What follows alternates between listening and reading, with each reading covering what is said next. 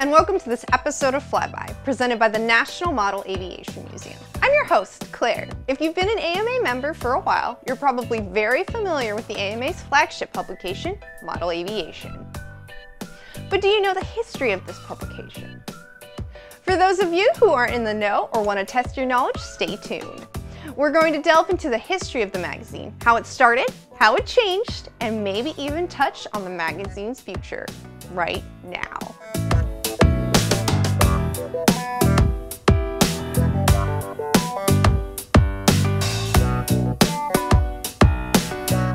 It all started even before the AMA was fully formed, with the June 1936 issue, Volume 1, Number 1.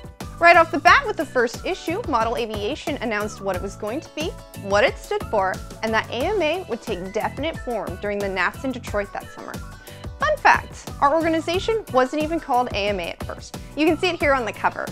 Published monthly by the American Academy for Model Aeronautics. That's a long title. That first Model Aviation stated its intention of being the official journal of the Academy. The science and art of model aeronautics deserves most careful and serious consideration. It will be the endeavor of Model Aviation to cover all phases of the field, including organization, representation, scientific research, international cooperation, contest activities, technical development, and general news. The second issue was August 1936, and it showed our first logo. We still include the torch and wings in our current logo. AAMA quickly changed to AMA, and the June 23, 1937 issue showed this name instead as the publisher. In the first 40 or so years of the AMA, we changed locations frequently, from New York to Washington, D.C., but even more so did our news bulletin change shape, format, number of pages, font size, and even level of candor. Here are a few of our favorite renditions of those early years of model aviation. Filbert the Fly was introduced in the January 1941 issue, which we like because he promoted safety. The October, November, and December 1941 issues were maybe the most creative renditions in that year. Unfold it. Unfold it again. And then one more time. It's an 18-inch by 24-inch double-sided page. Notice the joke in the October issue. Here's the magnifying glass you need so you can read this issue. The November issue had a similar joke. Academy officers cannot assume any responsibility for eye strain. The Academy had a sense of humor. The issue skewed military as World War II progressed. The March 1942 issue announced NACA, NASA's predecessor, was employing women ages 16 to 25 who are experienced model airplane builders and flyers to work at the government's aviation laboratories at Langley Field, Virginia, for $1,260 starting salary with full opportunities for advancement. The April 1947 cover proclaimed the mid-month news bulletin to be the independent voice of American aeromodeling. Printing of the late 1940s and 1950s issues were especially sporadic. It seemed the issues were printed whenever content was available and on whatever paper fit the content. Starting with the January 1954 issue, all AMA members started to receive Model Aviation. Before that issue, leader members, chapters, and subscribers only received them. There had been a few issues printed on color paper before, but the first full-color photo cover was the August 1955 issue, devoted to the NATS. The next full-color cover photo wasn't to come for decades.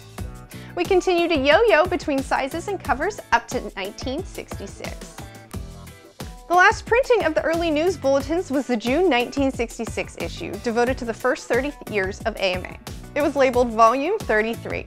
Model Aviation was on pause. An agreement was made between AMA Council and Potomac Aviation Publications, which had just acquired American Modeler magazine from Condé Nast Publications, to add an AMA news section in their issues. The first American Modeler issue they produced was July-August 1966. AMA membership benefits included a subscription to this magazine instead of Model Aviation. American Modeler changed its title to American Aircraft Modeler in the January 1968 issue.